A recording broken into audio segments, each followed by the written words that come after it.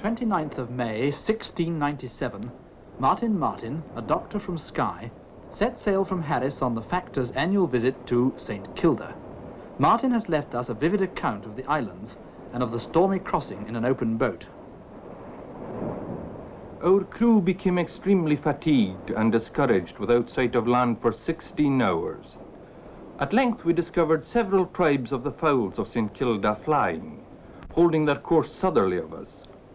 The inhabitants of St. Kilda take their measures from the flight of these fowls when the heavens are not clear, as from a sure compass.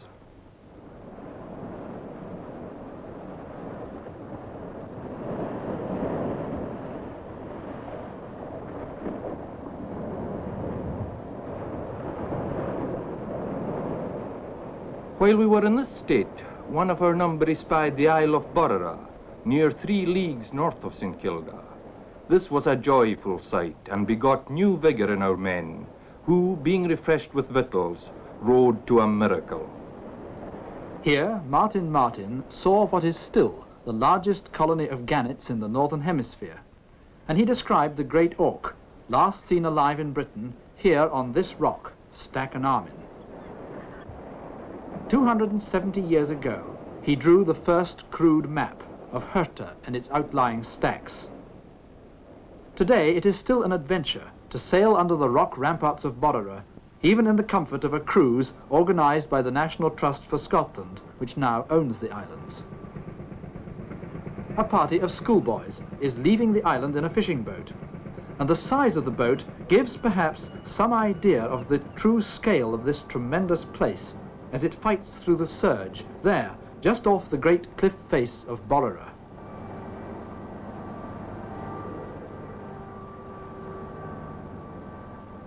These mountain tops in a wilderness of ocean are always an abrupt surprise, and so too is Herta, the main island, with Village Bay sheltering under the highest peak, Conacher, and the stacks of Soay Sound, standing like fangs in the gap between Herta and Soay, whose outer cliffs over 1,000 feet high are the westernmost point of Britain.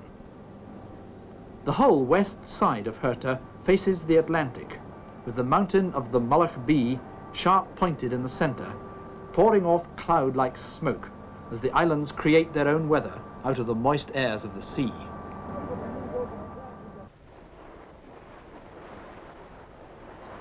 This is a cruel place, but it is home for thousands, even millions of seabirds, such as the guillemots, which crowd together like bottles on worn shelves.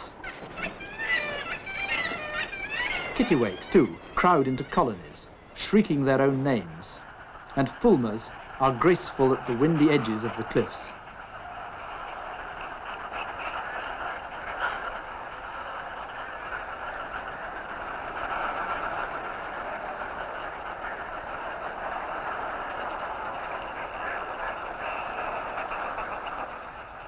St. Kilda is not a home that welcomes man, and he seems lost in the scale of the place, standing here on Conacher, a mountain cut in half vertically on the brink of the sea.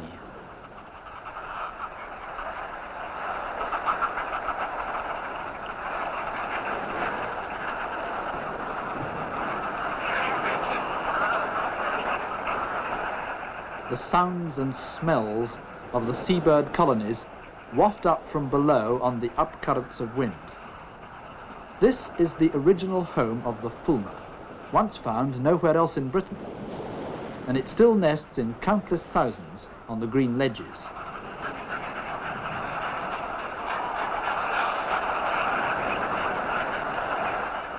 Certainly the world of the seabirds seems to go on thriving. The dressy razorbills, primitive and dignified, relatives of the extinct great auks, gather for an afternoon's conversation.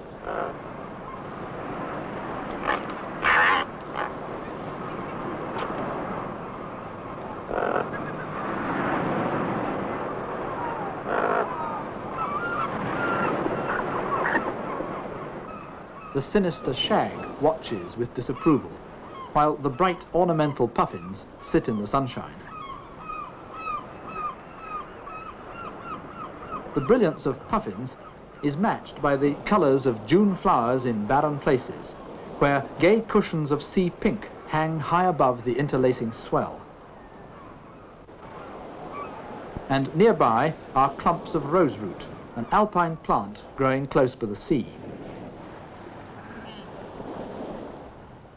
The spotted orchid nearby is a marsh-loving flower, which in wet places keeps company with the insect-eating butterwort. And even more dramatic is a buttercup meadow in the middle of the Atlantic haze.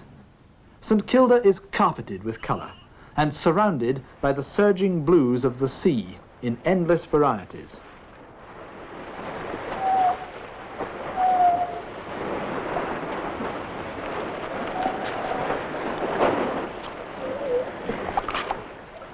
Here the Atlantic grey seals play in the swell or sing to each other at the entrance to a great cave, a tunnel bored by the sea right through a massive headland.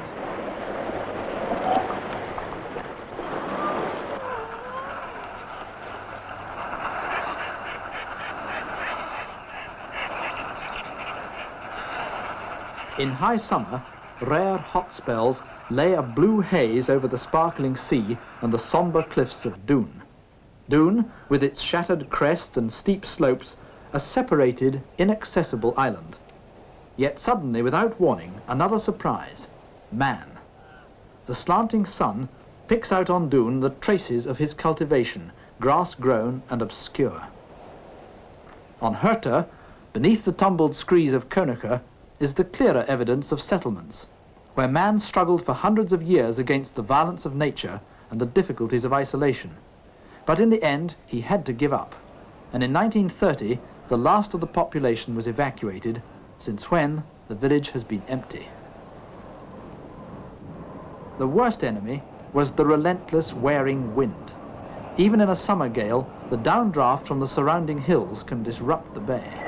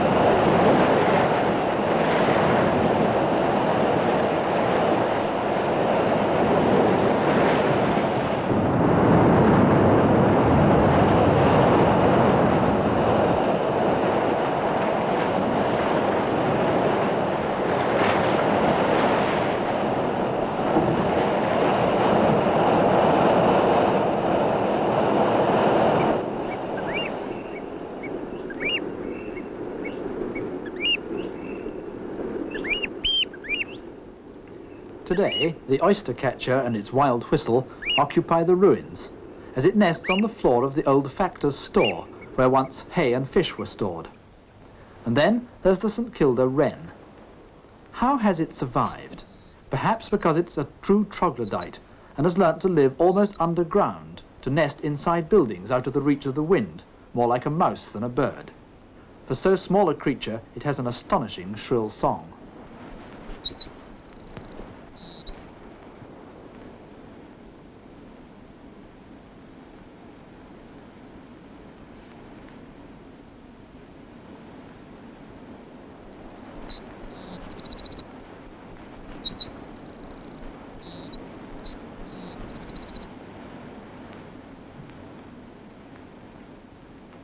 Like the wren, St. Kildan man needed shelter in his first home here.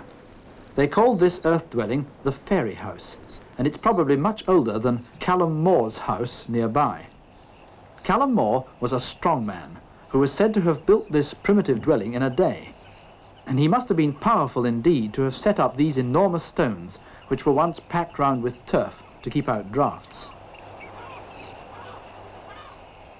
Upon the west side, there is a valley called by the inhabitants the Female Warrior's Glen.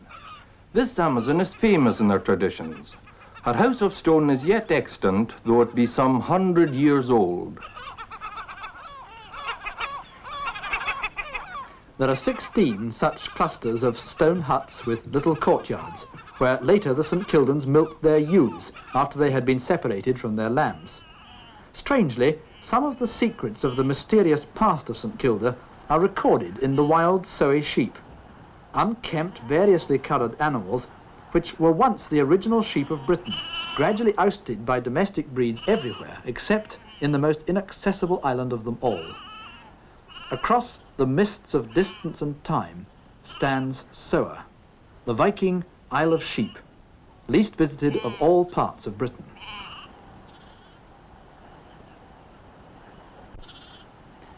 For hundreds of years, a numerous and agile flock had roamed Soa, and now they have been introduced to Herta, the main island, where they feed on the steepest slopes. No one shears them or even herds them. Twice a year the islanders used to hunt them on Soa by running them down.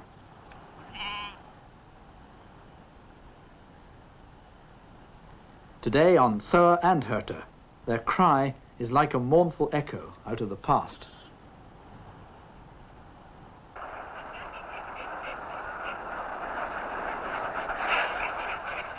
For man, nature was both bountiful and grudging with her gifts, and throughout his life here he depended on them for his survival. The most valued harvest of all was the annual crop of seabirds, especially the innumerable fulmars, which provided the islanders with almost all their essentials: meat for food, oil for fuel and light, and feathers paid in kind as rent and eventually sold to make feather beds. Thus the north face of Herta was carefully farmed, each family having a section and depending on its more active members to crop it. The rope was of horsehair in the old days, and the climber scrambled about with little other protection, and in bare feet for a firm grip. Look at these St. Kildan ankles, developed to unusual size and strength by years of climbing. Once down the cliff, the fowler crept towards the fulmar, and then with the aid of a pole and snare he swung up his victim to a second man above. There was a hard climb over to the village with the haul.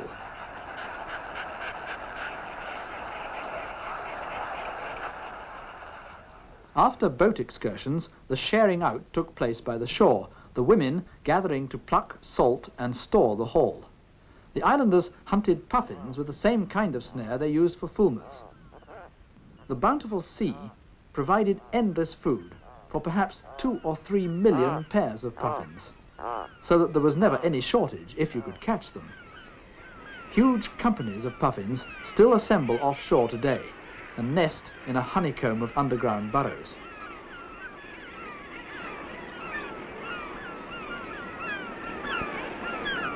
An even richer food supply were the gannets of Borora, but these could only be reached by boat, and this was the landing place.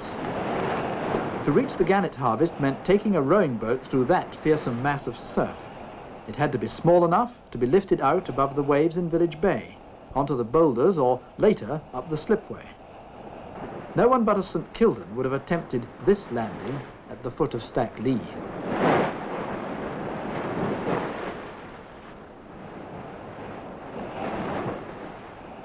To avoid alarming the birds, the St. Kildans were supposed to have climbed this huge cliff at night, and to have killed off the sentinel birds first. According to Martin, 7,000 a year were taken from Stack Lee alone, and the dead birds were cast down 600 feet into the sea where the boats waited to gather them. In this sort of work, there was no second chance, for a gannet taking off could easily throw a man from the rock.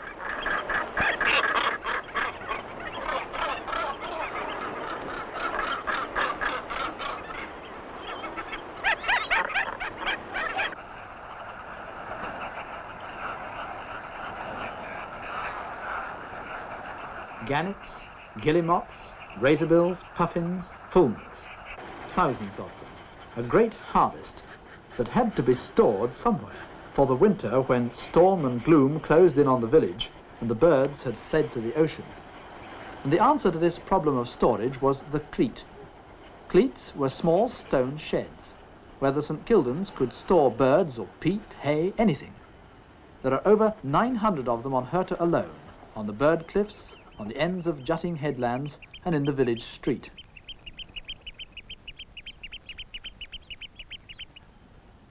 The islanders were master workers in stone.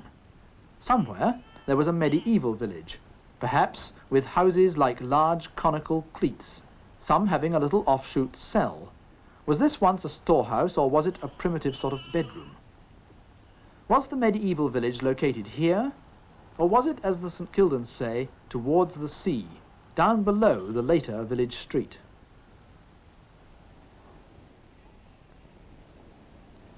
Death has overtaken all the generations, and in the oval graveyard the answers to many questions lie buried with them under weathered stones without inscriptions.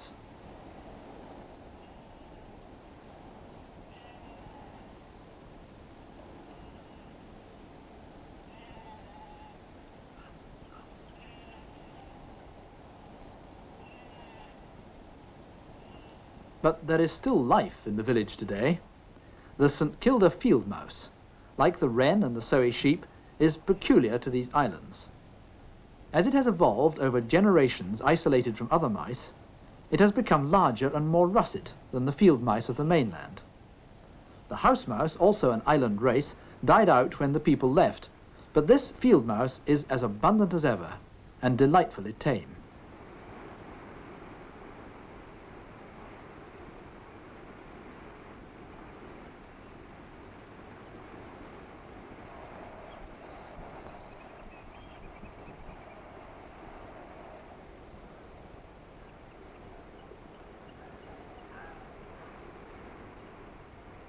The final houses were built in 1860, the familiar button bend type. Now, amongst the ruins, the doorways gape, and ghosts of St. Kildan coughs and footfalls are everywhere. Who sat here by the hearth in the gloom and watched the smouldering smoke disappear to the wind outside? It's so easy to drift into the past, to look along the village street, roofs tied down with metal bands to the walls for fear of the northwest gale. The St. Kildan Parliament met daily, and the men decided between them, in their own good time, the work to be done. Faces tell their story.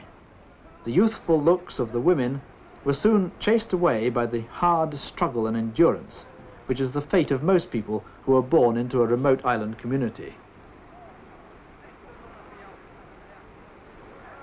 Young girls, young women, needed for labour at the house or in the fields.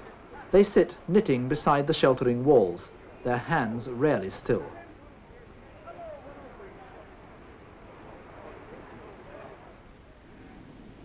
Wool for clothes and blankets, plucked from the back of a sheep, washed, and then spun at the doorways.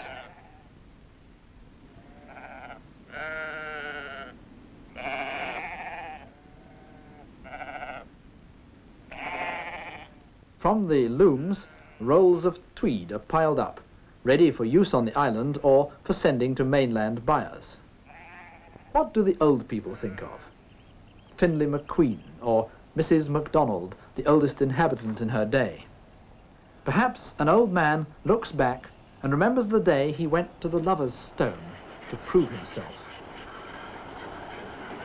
The young man who wanted a wife had to prove his ability as a cragsman by performing a terrifying balancing feat. As Martin explains, every bachelor wooer is by an ancient custom obliged in honour to give a specimen of his affection, and it is thus. He is to stand on his left foot, having the one half of his soul over the rock, and then he draws the right foot further out to the left, and in this posture, bowing, he puts both his fists further out to the right foot, and after this he is accounted worthy of the finest mistress in the world.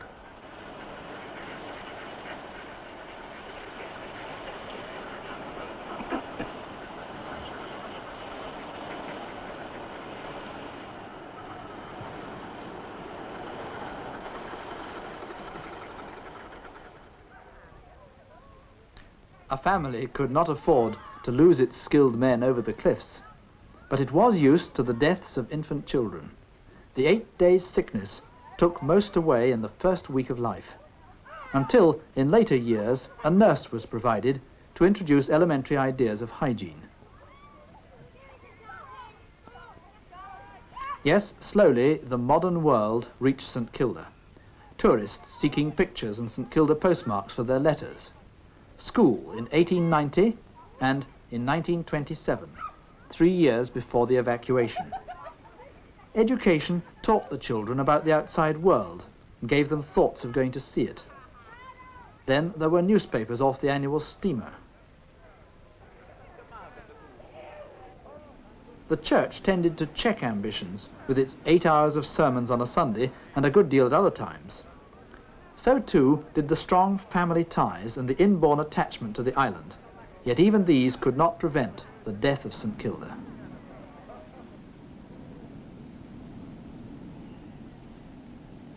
It comes as a surprise then to see new figures for old. The still life of the ancient community has recently been transformed into a completely new active life of the present. Each summer, the National Trust for Scotland makes it possible for working parties to spend a fortnight in camp on Herta. Their main task is to prevent further decay of the ruined village. They're all volunteers, ready to pay for the privilege of coming here to work. Several of those 1860 houses which were in better condition have been repointed or rebuilt by them. With such a wealth of things to see and explore, many of the volunteers find great satisfaction in playing a constructive part in the island's story. And the result is a kind of open-air museum of a vanished way of life.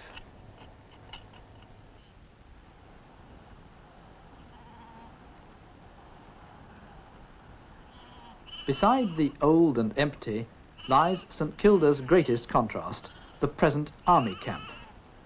Volunteer parties couldn't go without the aid of the Army's communications and services and goodwill.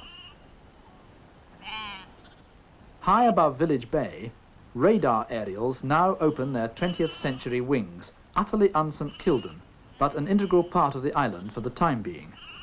St. Kilda is also an open-air laboratory where the Nature Conservancy administers Britain's finest national nature reserve, with scientific research on the populations of wild sheep and St. Kilda's unique specialities, its mice and wrens, found nowhere else in the world.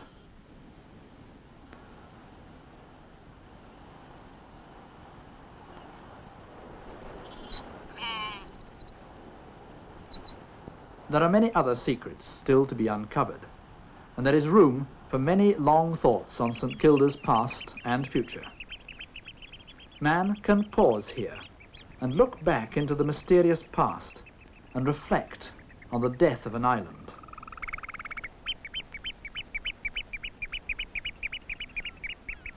Or he may prefer to watch the dawn rise over the teeming life of the stacks and wonder what new ages will bring to these lonely islands.